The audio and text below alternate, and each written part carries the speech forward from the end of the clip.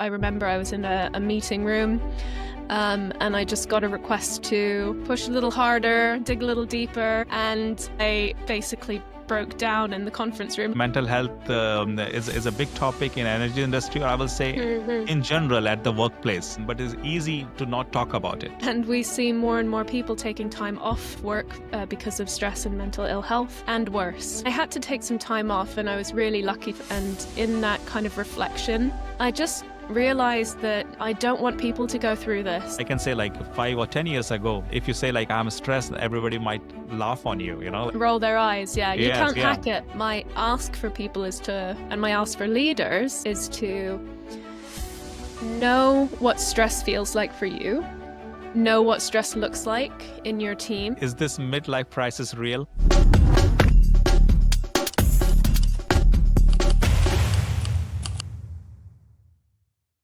This is the Oil and Gas Breaking By show, where we are going to invite industry leaders to talk about their journeys and also technologies of tomorrow, in an effort to break some of the biases that might have formed around this energy industry. Hello everyone, I hope you're happy and healthy. I'm Ananja and you're listening to the Oil and Gas Breaking By show. This show is about leaders who have made it big in this energy industry while breaking some of the biases around them. And today I'm very happy because we will be joined by Laura Aiken, a leadership and resilience expert with a fascinating journey. She has spent almost a decade at Bechtel in engineering role before shifting her focus to people and the leaders on how they can build a resilient team that can survive under pressure. So now with Laura Aiken Coaching and Consulting, she's using neuroscience-based strategies to build better workplace.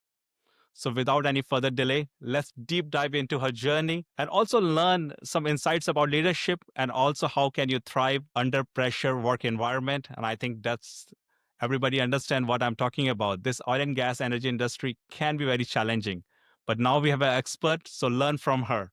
So Laura, I'm really happy you are joining us today. Welcome to the show. And thank you. It's a pleasure to be here. Thanks for joining from UK all the way. But let's use your time to, as we discussed before, this show is about people like you who has seen many careers and change from energy career to entrepreneurship and also working very closely with the leaders around the world. So without any further delay, I will really appreciate if you can walk us through your journey and any of the biases that you might have came across. Yeah, thank you. It's a big question. Hey, your journey. Yeah, so my background is in engineering. I studied chemical engineering at the University of Bath. And I think I'll start there because I went into university probably a little bit naive to the realities of the workplace. I grew up in a multicultural environment in the UAE.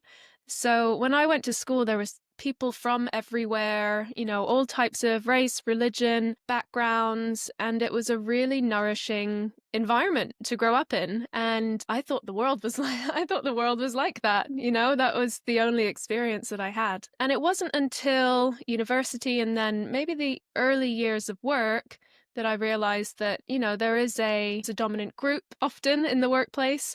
Yes. It's not just a fun challenge all the time for people who are countercultural or who look a little bit different or think a little bit different to embed in an existing workplace. And that stayed with me, that desire for inclusive, multicultural, dynamic workplaces. To be honest, I found a lot of that with Bechtel. So you mentioned I spent a little time with Bechtel in design engineering, commissioning and startup out in Australia, and a little time in construction too. One of the big things I noticed that I've been reflecting a lot on recently is that there were some projects where people really felt connected, like a family. And this is true for all companies across the energy industry, right? I'm picking on Bechtel because they're my particular experience, but now as a consultant, I'm working across multiple companies, and this is true across several. Yeah, some project environments that really just get it, and teams feel connected, inclusive, like a family. And there's some environments where the workload can be overwhelming and the culture can be difficult, and people can face overwhelming stress and can burn out as a result. It's no, it'll be no surprise to those listening that the mental health in our industry is not good. And we see more and more people taking time off work because of stress and mental ill health, and worse, right? And it's really great to see commitments from across the industry on better resilience, better health, and better well-being training for organizations. And that's really why I left the engineering world and moved into the people and culture world. It was two reasons. One was I was actually on a project where I did burnout for a number of reasons. I was in a new environment, so my support system I'd kind of left behind in another city. And yeah, that plays a big role. The people in the community around you. If you're not connected to people, it really wears down your resilience and your ability to handle stress. It was a new role. It was a challenging project culture at times, and maybe the weather had something to play in That it as that's that's well. uh, that all plays part into it. Right? Anyway, there were compounding factors, a lot to do with me and my life, some to do with work, that led to me burning out. And I had to take some time off, and I was really lucky to be supported by my leadership to take some time off. And in that kind of reflection, I just realized that I don't want people to go through this. And there were things I could have done to stem the overwhelm earlier.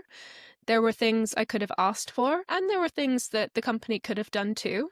And that's really my approach to coaching and consulting now. So I left engineering in 2020, started my own business working in coaching and consulting, and one of the main partners that I work with is a group called Kintla, who work really closely with a lot of big players in the energy industry, applying neuroscience-based practices to resilience, to well-being, but also to safety outcomes, performance, collaboration, teamwork. And it's a fantastic team to work with. And it's really exciting to be able to turn a difficult experience into some practical learnings that are tailored for an energy industry and an engineering function, to translate some of these maybe more conceptual neuroscience principles into practical tools that really work.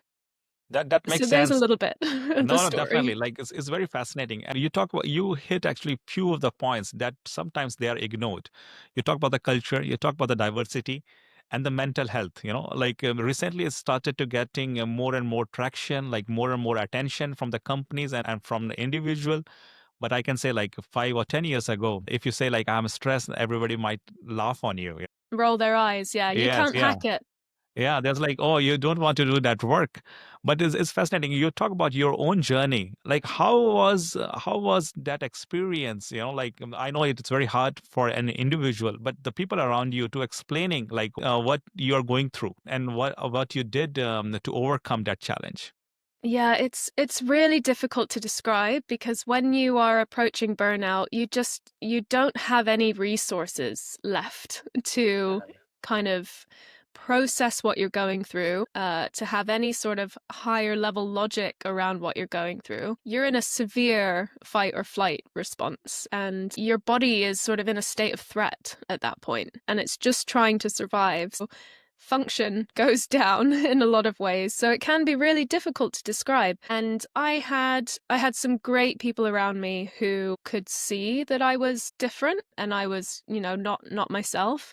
It was one of the first times where probably my work performance was struggling a little bit, when previously I've always prided myself on being someone who could deliver under pressure.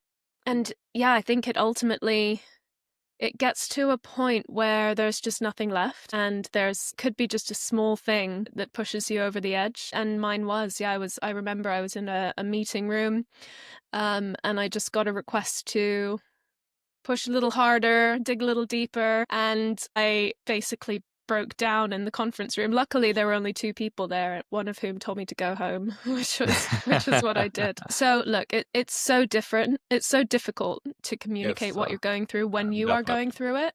Mm. My ask for people is to, and my ask for leaders is to know what stress feels like for you, know what stress looks like in your team, so that you can gauge the early warning signs that people are not doing okay. So that And would definitely. be one tip. I know it's very fascinating, and as I said, like the way things are going, not just energy industry in general, workforce are getting reduced, and people are expected to do more and more, more and more. But we also have to keep in mind how much we can stretch, and that's why we need to have a team in that. Yes, that can stretch, but also there is always a boundaries how much they can do. Yeah, and I've been talking about the kind of negative side of depleted mental health and maybe high stress. But where I like to work now is the positive side of being in your peak state, which takes resilience, right? And it takes a certain level of stress to be able to operate in your peak state. But that's what we need in this industry right now. We're facing incredible amounts of change. Yes. We're facing industry roles that are shifting from maybe historical approaches to engineering and construction, which were more procedural, technology that's been around a little bit longer, into a whole new world of creativity and innovation and product design. And engineering teams in particular are having to think very differently than how they thought before. We've Yes. got diverse teams of, we've got big picture thinkers sitting next to detail oriented engineers because we have to turn a concept into something that actually works. Yes. And the positive of investing in teams' mental health is that you can only really be in your optimum state when you're in a state of calm. Or at the very least, you're not under a state of threat. Yes, you're right. Some people like a deadline to do their best work, but creativity, innovation, peak state work, you can't do that when you're under a state of fight or flight or in a stress response. Makes sense. So you already hit few of the points, like the changes that is going in the energy industry right now. Sometimes we heard like, I want to be challenged, but how much challenge is enough? And that's one question I have. And also, if somebody wants to be ready for this kind of work environment, as you said, we should look into the positive side of this whole discussion of mindset. How somebody Hmm. can be ready to overcome those challenges. So, how much challenge is enough, and how can you prepare Yes. yourself for a challenge? Yeah, how much challenge is enough is a really great question. I think people can feel into the difference between good stress and bad stress, and a little bit of pressure and the kind of motivating force of that pressure, and when pressure becomes too high. And that's exactly it. So, challenge becomes too much when it becomes overwhelming for your system's stress response. And often the patterning of that stress or challenge is what makes a big difference. I'm referencing some work now by Dr. Bruce Perry, who's one of the co-founders of Kintla, and he's kind of one of the leading minds in translating child trauma and trauma in general into adult resilience, primarily through a tool called the neurosequential model. When stress is unpredictable, intense, or overwhelming, that's when it can transfer from something that is manageable, acute, something that your system is able to overcome and kind of rise to the challenge. That's when it can change to something that's chronic and can overwhelm your system and can lead to decreases in mental health and or burnout. So that's when challenge can be too much, and it is personal.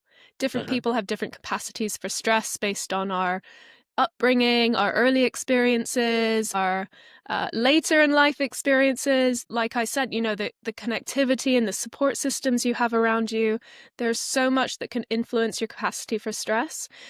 And that's exactly what people can do coming into this industry, is understand what is it that triggers them, activates their stress response? What is it that drains them, sort of depletes their energy? What or who? Mhm. And then on the flip side, what are some habits and practices that restore their nervous system and kind of refill the cup? And what are some practices that help them build capacity for stress? So I call them builders, but this is controlled exposure to stress that helps you kind of increase the size of your cup. Really, really, really good topic. Like you just hit right now. Like everybody can have a different response to the same challenge. Correct? Do you see something different based on the geography, the work environment, or maybe gender or race? Like I will be very interesting to know. Like, do you see is differs, or is there any data that supports, like, now, which can help leaders to understand a little bit more how every individual reacts to that kind of challenge?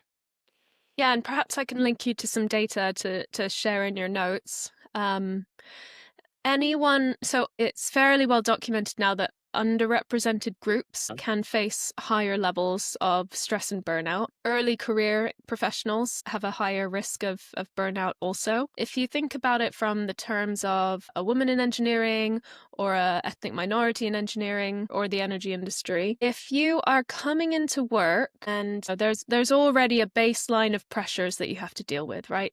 Clients, deadlines, workloads, everyone has to deal with that. That's on everyone's plate. But if you are not in the dominant group and for some reason you feel like an other or an outsider, is draining and it's consuming energy for you to be in that environment because it's not an environment where you feel inherently safe. So it takes resources, and that means, you're pouring energy out into something that is potentially preventable, but also not necessarily anyone's fault as Yeah, a baseline. no, makes sense. Makes sense. And when you talk about the diversity, that's always a discussion, like how we can have a more inclusive workforce. Mm. Sometimes we talk about this, and sometimes we want to avoid those discussion. But is this related to make your team more resilient to the Yes, challenges? yes. So this is the place where I love to work, right? The intersection of resilience and inclusion. Uh-huh. So it comes back to the diversity statement, right? If you have diversity, if you have underrepresented groups in your leadership or in your teams, they're potentially more likely to suffer from stress, mental health, burnout, and that can have an impact on the rest of the team. If you have a culture where everyone, regardless of background, feels included and feels safe, like psychological safety is one of the best terms out there because I think it just describes so concisely that feeling that you get when you're in a room and you feel like you can fail and you're not going to face repercussions, or at the very least you're going to be supported through a failure or a mistake or taking a risk. And if there's a lack of psychological safety, regardless of the color of your skin or your background, Yeah. it's going to be a draining environment. And those are the places where I see much more people taking leave for mental health reasons or for stress reasons, because there's no connection, there's no support. So there's one question I think everybody has: is this midlife crisis real? That's such a funny question. I think yes and no. I think first of all, like the definition of midlife is sort of changing, right? Because it used to be 40's the new 30, now it's 50's the new 40, and 60's the new 50. We're living longer, right? We've got longer, healthier, more mobile lives.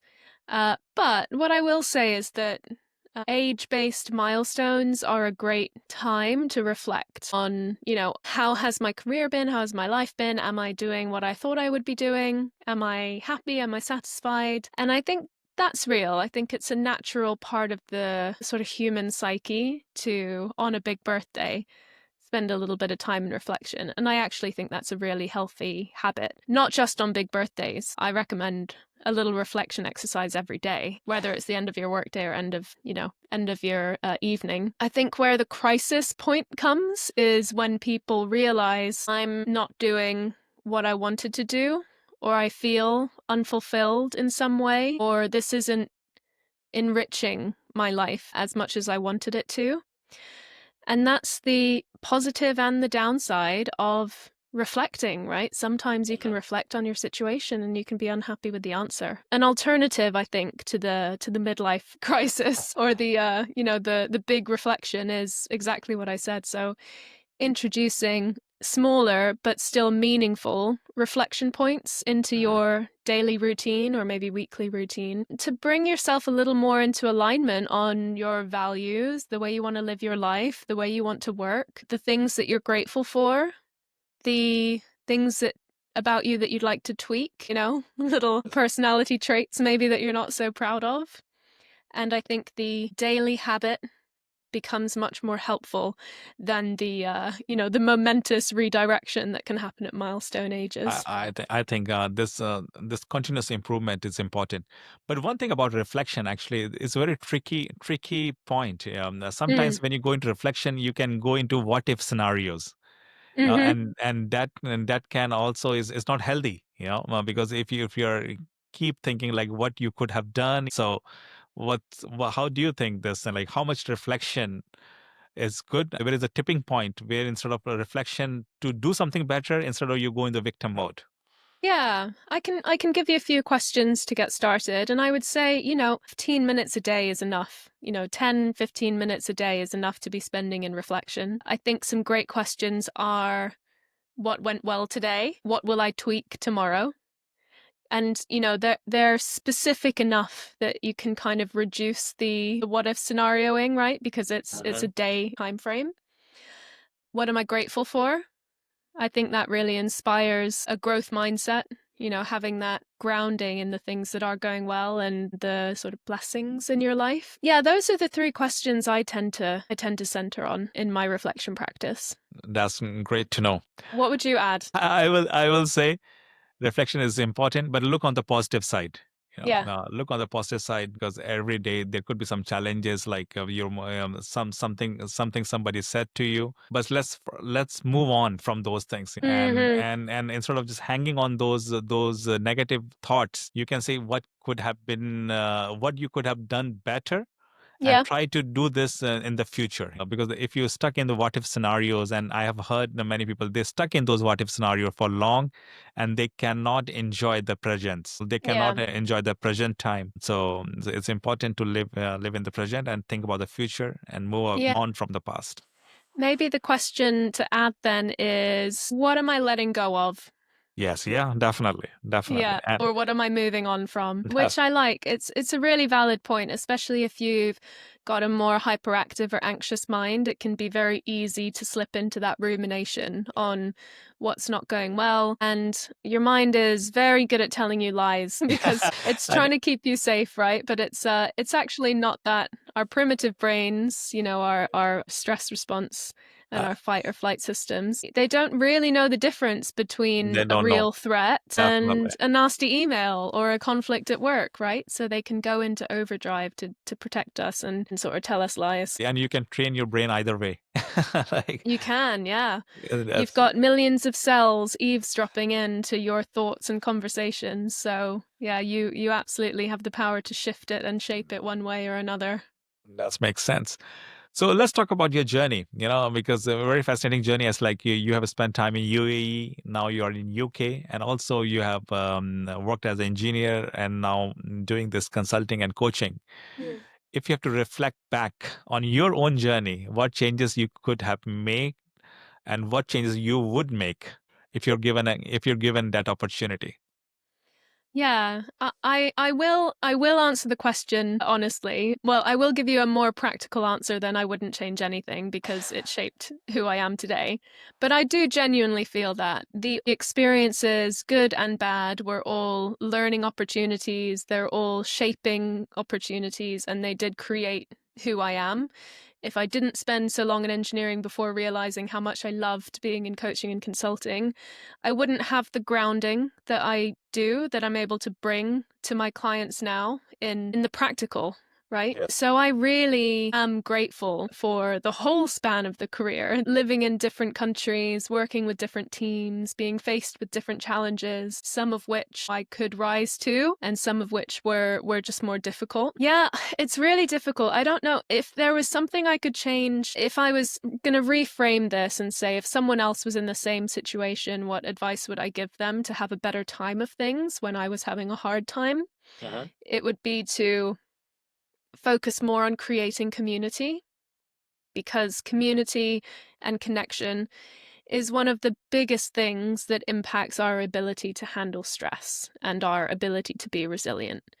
So I would have yeah, I would recommend earlier interventions around more meaningful connections and community to myself that was struggling a little bit with stress and burnout. Can you elaborate a little bit more when you say community? Like how can you create that community at the workplace so we can better understand?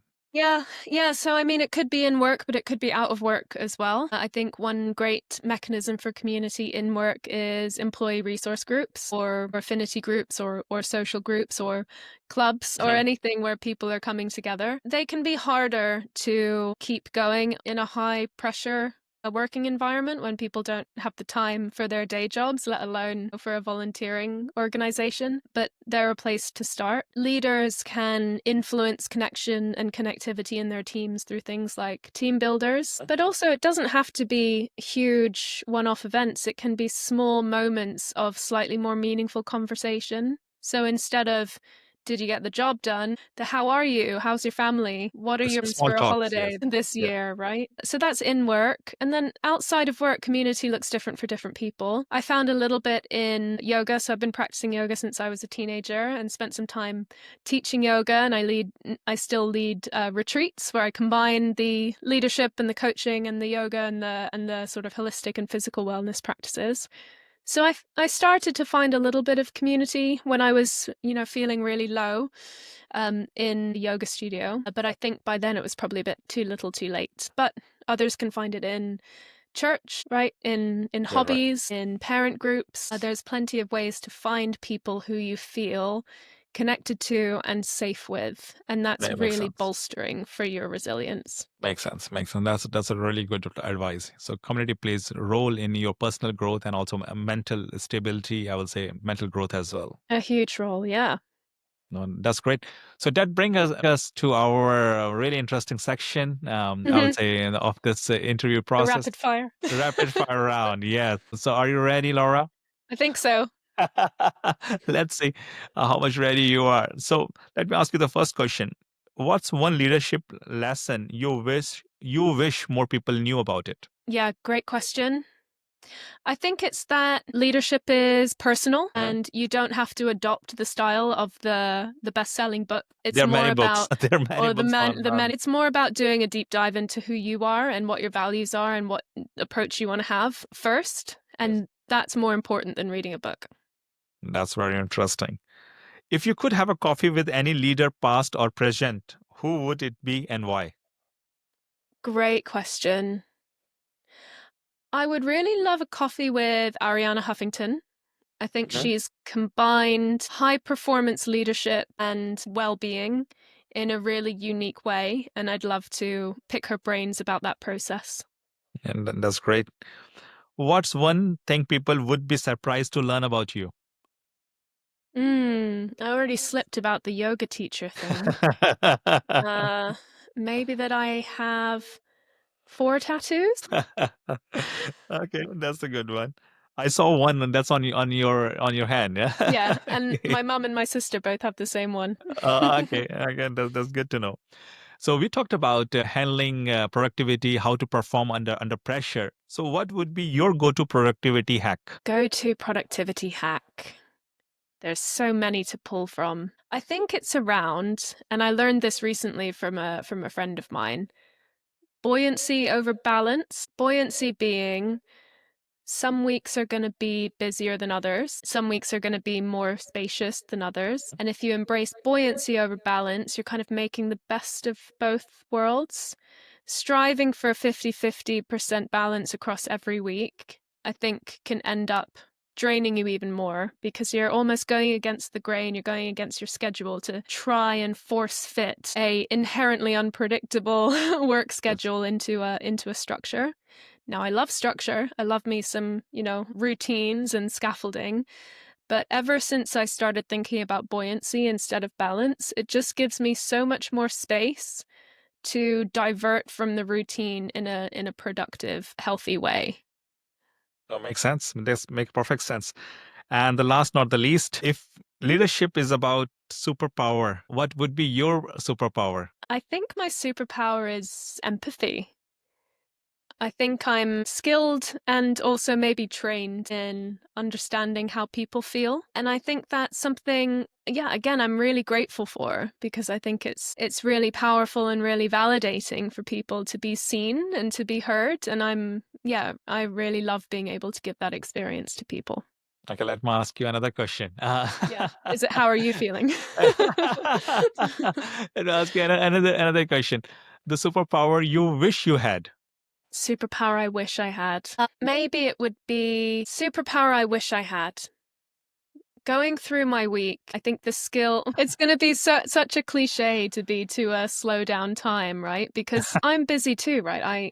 like many of us, I Yes. find myself at the end of the week and not having had done the things that I said that I wanted to do. No, maybe my superpower would be a ability to have a realistic understanding of how long it's going to take me to do something. Makes sense. I think that's a really good one actually. Yeah. Like sometimes we put really high expectations from Yeah, ourselves, I do. and then at the end of the day you disappoint yourself, you know. So Yeah, yeah, I do. For sure. That would be it. but I think that's true for many of us. Like at the start of the week we put so many things to do, and Yeah, end of the year when squeeze you them reflect. all in. Yes, correct. And when you reflect back, then oh, like it's another week where I could not do whatever I promised to do by myself. Yeah, yeah, yeah, and that can be, we do feel let down or we do I feel like know. we've let ourselves down when we I get into can I that can place. feel. Yeah, yeah, yeah, I yeah. could relate to it. Because it's getting to the end of the week now, isn't it? Yeah, I know. Like tomorrow is Friday. So Yeah, yeah. no, that's really great. So it's very hard to summarize everything in those 5 or 6 questions, but we had a really great time. But before we wrap up everything, we talk Mm, about many things like from the workplace, diversity, inclusivity. But what one bias that is still exists in the industry, and how can we overcome? I'm talking yeah. energy industry. Yes, It's a great question. I think there's still a bit of a bias or a misconception in some areas that burnout, overwhelm, mental ill health is somehow a weakness.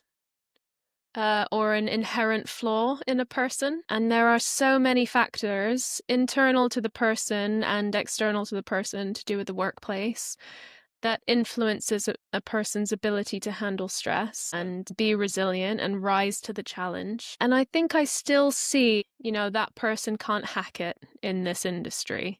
It's changing for sure, but we're still, ultimately companies are money making businesses. They have to focus on performance, and positive mental health, a team that feels connected, energized, inspired, supported, safe. Those are teams who are really going to perform for a business and are going to come together in challenge and change. And I think, shifting the perception of mental ill health or burnout as a weakness, investing in support and personalized support and connection for individuals, that's only going to be good for people and good for business too. I fully agree. Fully agree. Like we can't say better than that. If you have to Yeah. pick just one key takeaway for our listeners to handle this high pressure situation or a high pressure work environment, what that would be? Yeah. I might bundle a few things into my one key takeaway. Self-awareness on what stress looks and feels like for you, including the early warning signs of your stress. A toolkit of things that make you feel better when you're stressed, but also habits that over time, make you feel supported, cared for, refueled, and make sure that you have a support network, connection community, whether it's inside or outside of work, because you are so much more capable of performing when you've got people in your corner and your body and your brain feels safe. That's excellent. So with that, we will wrap up today. But before we go, Laura, thank you so much for sharing lots of insights about the Thank you. leadership and talking about the topic that not most of us talk about it. As we discussed before, mental health is a big topic in energy industry, or I will say Hmm. in general at the workplace, but it's easy to not talk about it. But It is. I think we tried to bring that important topic that people could relate to it and learn from it.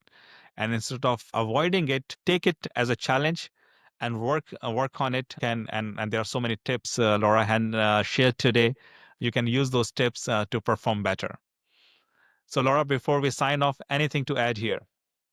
Just thank you, Anand, for creating a space for this conversation, right? Yeah, I'm excited to hear more of the conversations that you host about the industry.